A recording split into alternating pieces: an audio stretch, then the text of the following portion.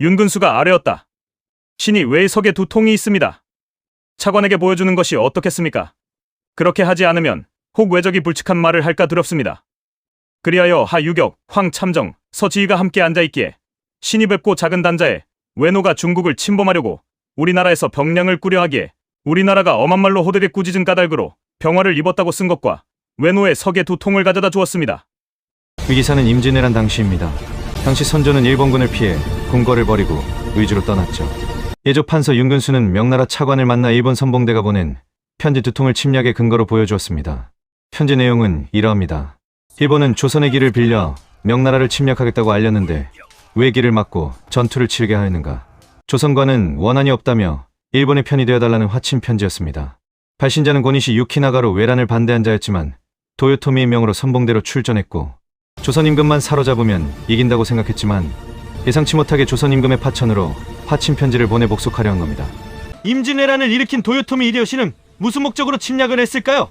그는 1537년 일본 오와리국의 가난한 농민 집안에서 태어나 초기에는 잠역과 하인 생활을 했죠.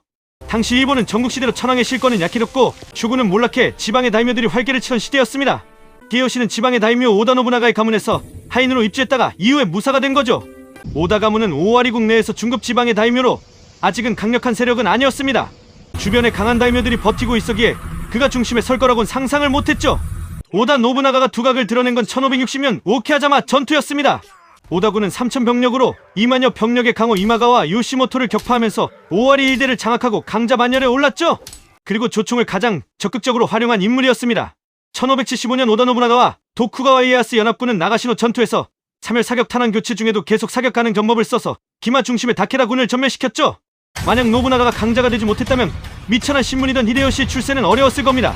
히데요시는 그의 특기인 성사키와 처세술로 오다 가문의 핵심 장수가 되죠.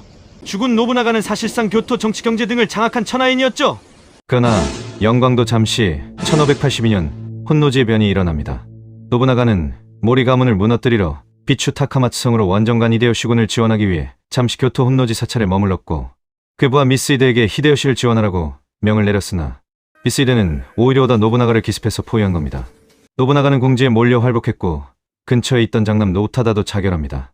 미스히데의 반란 이유는 그간 모욕을 당한 원한과 권력 재편기의 입지를 확보하려는 야망이라고 대략 알려져 있습니다.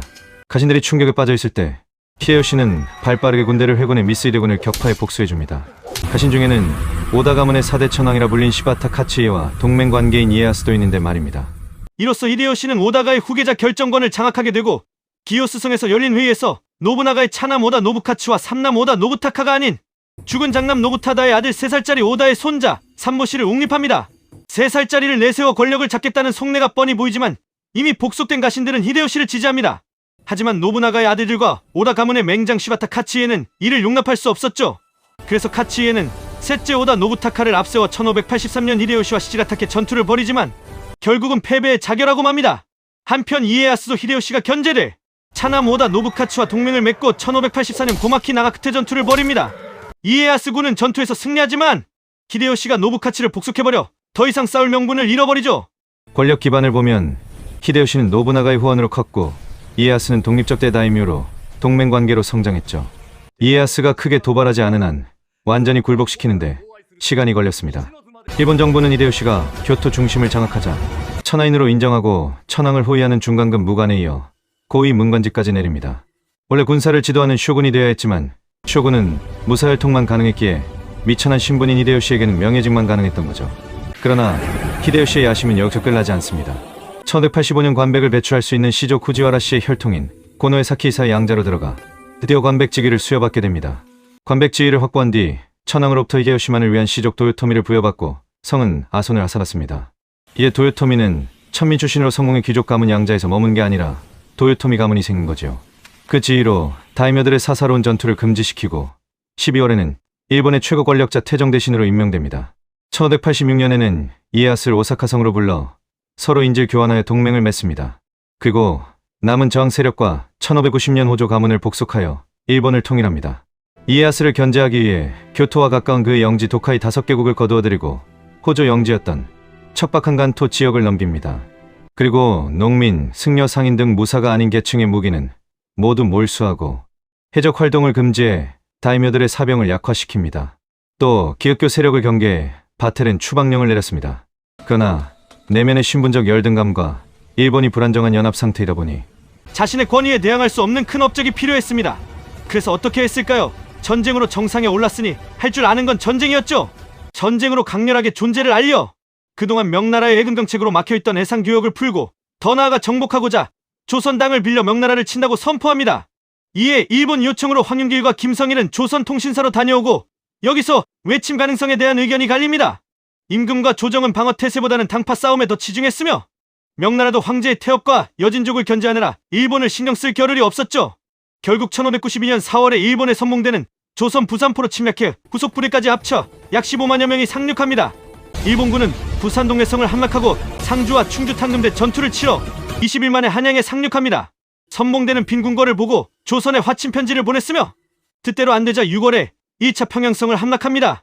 조선 정규군이 괴멸하는 사이 전라 좌수사 이순신은 1592년 5월 옥포해전의 첫 승리로 사천, 당포해전에서 연승했고 1592년 7월에 한산도 대첩에서 대승하여 전세를 만회합니다. 그리고 곽지호와 같은 의병들이 봉기해 일본군 보급선을 끊습니다.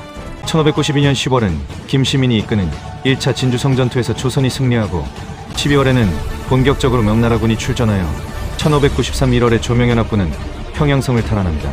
1593년 2월에는 권율이 이끄는 행죄첩에서 조선이 승리하고 일본군이 보급 문제 등으로 한양을 흡퇴하자 조선연합군은 4월에 무혈 입성하여 선조는 10월에 환도하죠.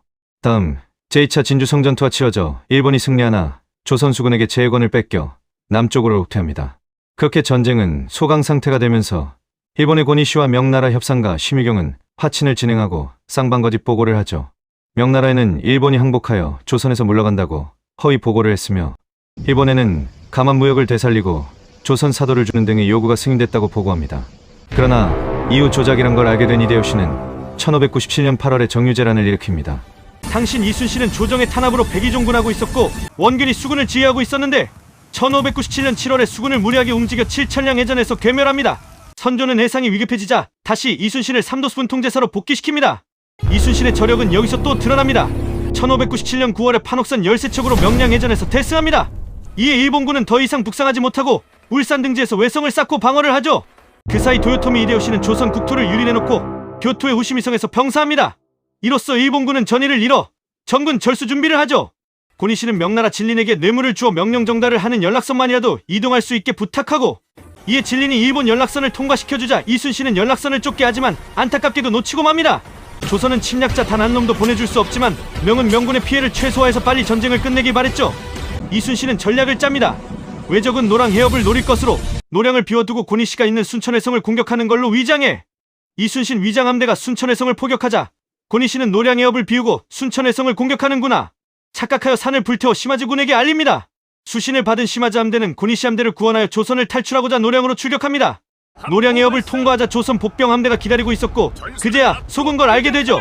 그리고 명나라 함대까지 합류합니다. 그렇게 전투를 벌이며 시마즈 함대는 관음포까지 이동하지만 다음 이순신 함대가 등장해서 옆면을 포격했고 마침 부는 북서풍으로 조선의 불화살이 일본 함대로 쏟아져 결국 시마즈 함대는 대패하지만 정작 시마즈는 극적으로 탈출합니다.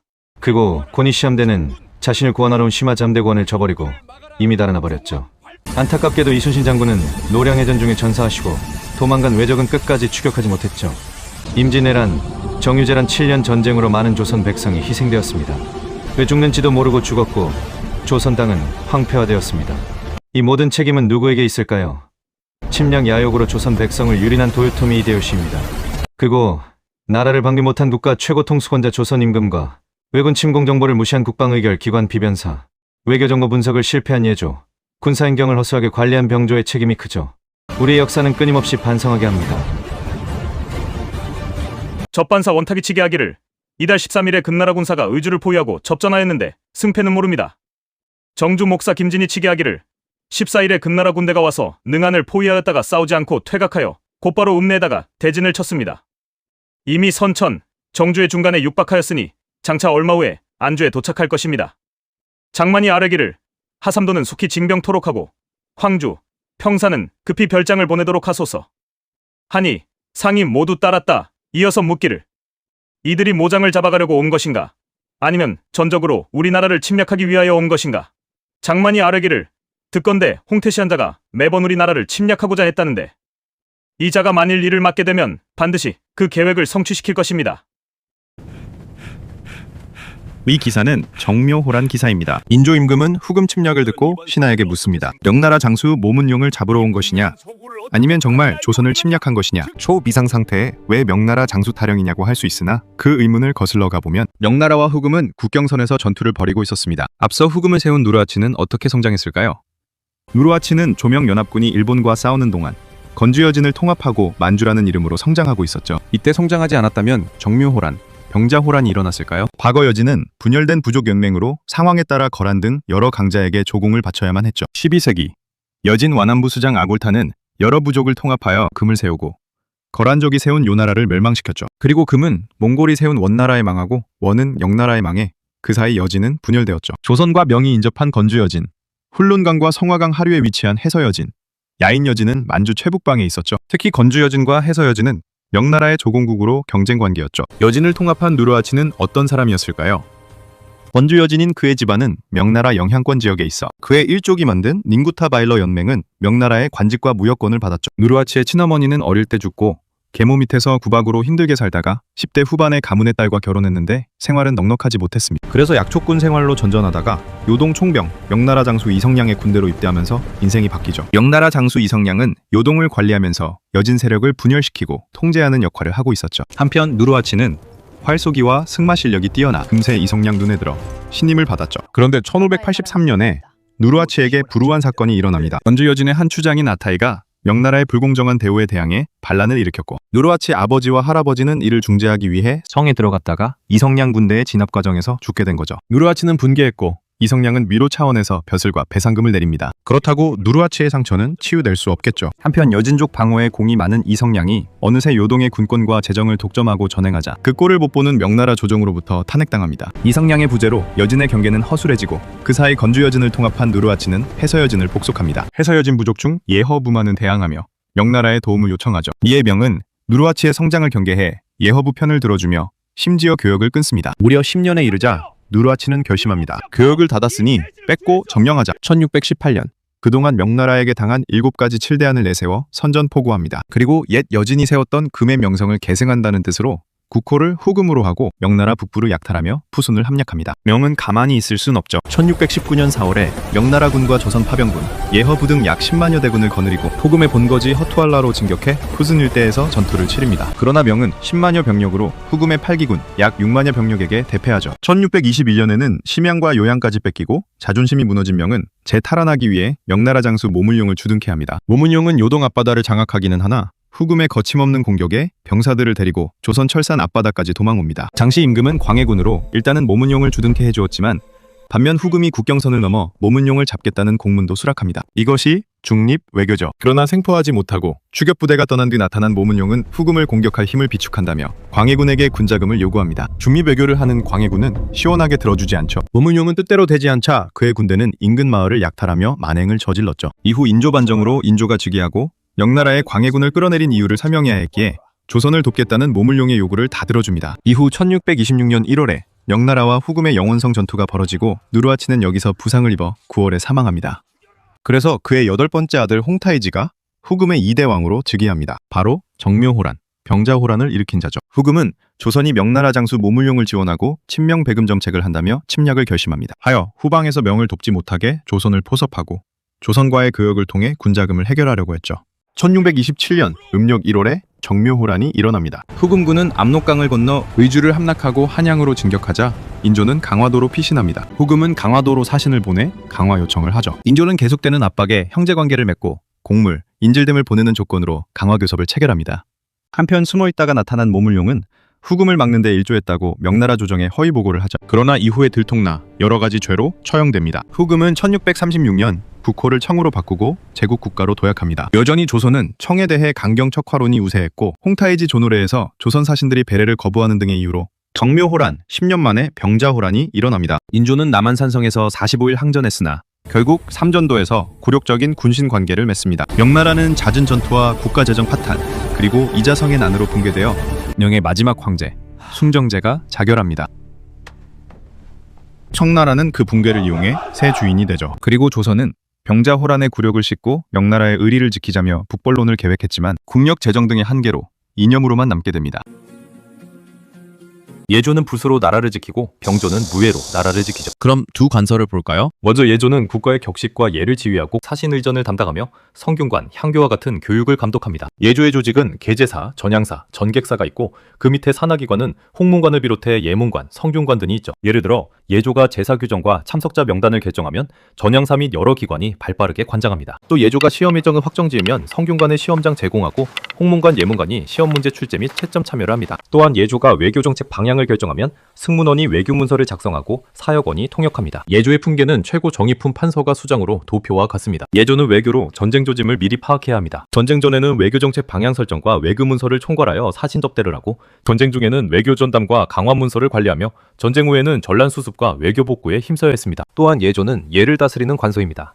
예송 논쟁을 들어보셨을 텐데요. 효종이 죽고 인조의 계비인 장렬왕후가 입어야 하는 상복 규례 문제로 두 번의 예송 논쟁이 일어났죠. 첫 번째, 1659년 기해 예송 때는 서인은 효종이 차남이므로 1년을 주장하고 남인은 장자 대우를 해주어야 한다고 3년을 주장하여 1차는 서인이 이깁니다. 다음 1674년 갑인 예송은 효종의 부인 인선왕후가 사망해 역시나 서인은 9개월을, 남인은 기년복 1년을 주장하여 2차는 남인이 이깁니다. 이는 단순 상공 문제가 아니라 당파의 정치 주도권 싸움이었죠. 예조도 당파에 소속된 사람들이다 보니 당파 결정에 치우쳤죠. 그러나 예조는 어느 관서보다 국가의 얼굴 역할을 하는 부서이므로 가문의 명망이 있어야 하고 우수한 성적과 인품이 검증된 자들로 배치되었습니다. 다음은 병조를 만나보겠습니다. 병조는 국방행정을 책임졌습니다. 태종 때 육조 중심 태제가 확립되면서 병조의 격상도 올라갔죠. 병조의 조직은 무선사, 승여사, 무비사로 구성되어 그 아래 산하기관을 두었습니다. 조선전기 중앙군 5위, 무관교육을 맡은 훈련원, 국왕의 말과 가마 등을 관리한 사복시, 무기 제작을 하는 군기시 등이 있습니다. 품계는 정유품 판서가 수장으로 도표와 같습니다. 병조는 이조와 함께 막강한 인사권을 가지고 있죠. 병조의 정랑좌랑 통계는 중화군 무관을 추천하거나 인사를 검토하는 권한을 가졌습니다. 병조 판서는 무관의 공적 평가와 인사 제청은 담당하였으며 최종 임명은 부광의 제가로 하죠. 조선시대 양인 남성 16세부터 60세까지 군영에 의무를 졌습니다. 모든 양인이 돌아가며 복무하고 보이는 군대에 가지 않는 대신 정군의 생활비를 대조했습니다. 군대 가는 대신 1년에 면포 2피를 내는 군포제가 정착했으나 과도한 부담과 백고징포 등의 폐단으로 영조 때 군포의 부담을 1필로 줄여주는 균역법을 실시했죠. 조선시대 군영은 임진왜란 란 이후 대폭 바꿨습니다. 5위를 대신해 훈련도감이 설치됐고 어영청, 청융청, 수어청, 금이영이 설치되어 5군영이 완비되었죠. 지방은 지역 개별 방어 진관 체제에서 대규모 집결 방어 재승 방략으로 바꿨는데 임진왜란 때 방어 실패로 소고군이 설치되었습니다. 소고군은 양반, 양민, 노비 등 신분에 관계없이 편성해 삼수병 체제로 평소에 농사와 훈련을 받고 유사시에 소집되었죠. 조선군은 파병을 가기도 했는데요. 명나라의 원병 요청으로 광해군 때 사르우 전투에 참전했고 청나라 요청으로 효종 때 나선정벌에 참전하였습니다. 병조는 임진왜란, 정묘호란, 병자호란 겪는 동안 흩어진 군제를 재편했고 무너진 국방구조 재건에 힘썼습니다. 그러나 정조 이후 세도 정치가 시작되면서 병조의 권한은 비변사로 넘어가 단순 행정부서로 전락하게 되었지만 그런 역경 속에서도 명실상부 조선시대 국방행정을 이끈 관서입니다. 네, 지금까지 조선시대 행정관서 예조와 병조였습니다. 다음 시간은 형조와 공조입니다. 그럼 화이팅 하시고 다음 시간에 뵙겠습니다.